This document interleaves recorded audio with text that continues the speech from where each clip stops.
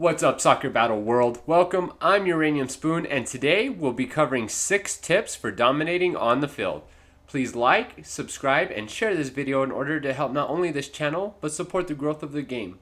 Thank you, and I hope you enjoy the video.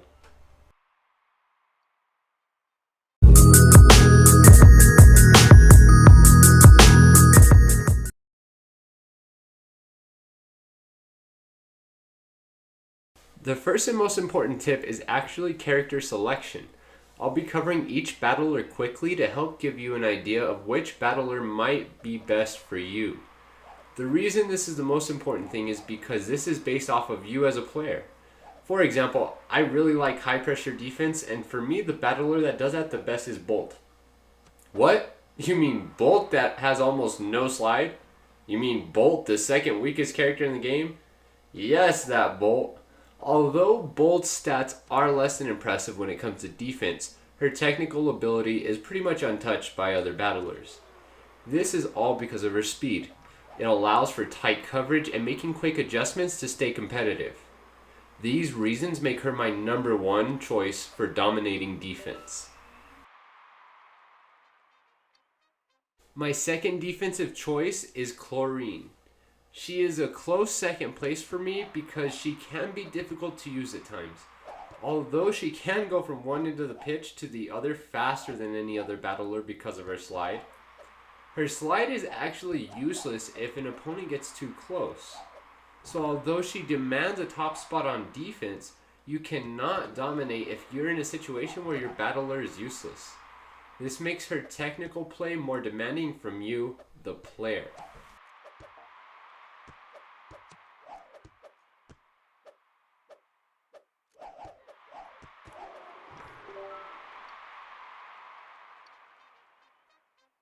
Diablo is a very solid third when choosing a defender.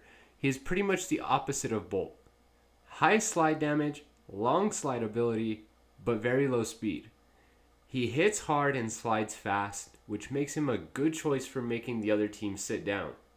For example, when you use Diablo and tackle Bolt, that Bolt probably will be down for around 10 seconds. That is a really long time to have a 2v3 scenario going on. And that massive damage ability should make you consider Diablo more carefully as a defender. Joe gets fourth on the list not because he is bad at defending, but simply because the others are so good at defending. Joe is obviously the first battler that everyone gets, and he is perfect for a starter defender because he has moderate damage with a decent slide distance. Although Bolt is only down for 4 to 5 seconds after a Joe tackle, that is more than enough time to get the ball and score with the 2v3 advantage. If you want to sharpen your defensive skills all around, Joe is your man.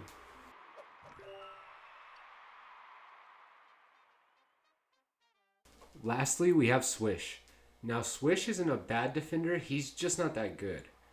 What I mean is that you get a nice slide when using him, but your slide damage is actually less than Bolt's damage. Swish has a low speed which can be difficult against Bolt, Chlorine, or Joe because their speed is faster than Swish.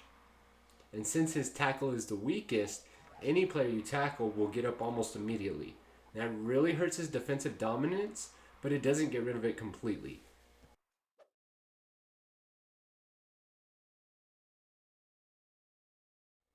Tip number 2 is reading the field. So since this is a 3v3 game, you really have to read the field. That means being aware of the players, the ball, passes, shots, slides, interceptions, and anything else that's happening. You have to be able to feel the flow of the game and try to manipulate that flow to best suit your team's needs. Being aware of when to stay back to defend goal is the difference between winning and losing. If your team is reading the field correctly, your play will show immediately.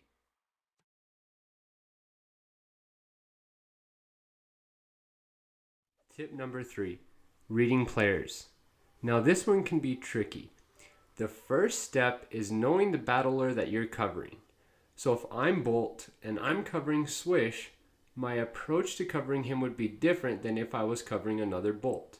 That's because Swish and Diablo both have long passing ability. That means I have to cover the passing angles before I even get to them.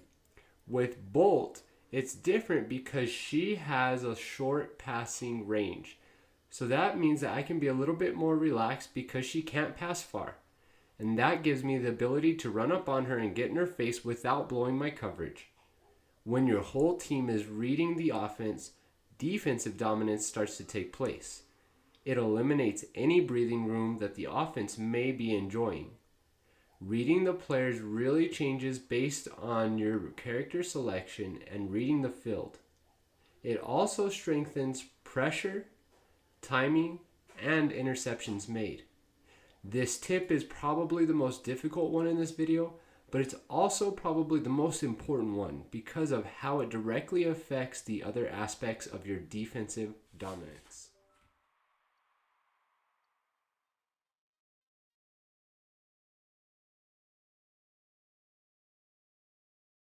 Tip number 4, pressure. Pressure is the most critical part of the defense. If you want to dominate, you have to pressure. No pressure means no mistakes. Possession time is incredibly important if you're trying to win. So without pressure, your possession time will be really small. That means your shots on goal will also be small. So pressure is truly the key to dominating on the field. And when it comes to key for pressure, it's, pressure. What I mean by that is you need to be right in the face of your opponent. If he cuts left, so do you. If he cuts back right, so do you.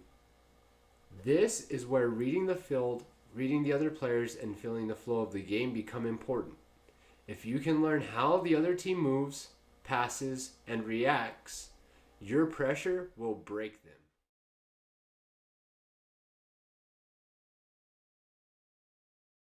Tip number 5 is timing.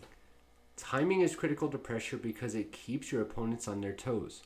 By waiting until the correct time to slide, your opponents will be thrown off from their rhythm as a team. Everyone expects a slide right away, so when you don't slide instantly, they panic and make mistakes. On the other side of that is knowing sometimes when to slide a lot to make the ball carrier comfortable. They'll become confident that you're going to miss all of your slides, and then you slide with the intent to actually tackle the player, and they won't expect it. This actually works very well since most slides are missed anyways. I would recommend using both of these techniques to dominate.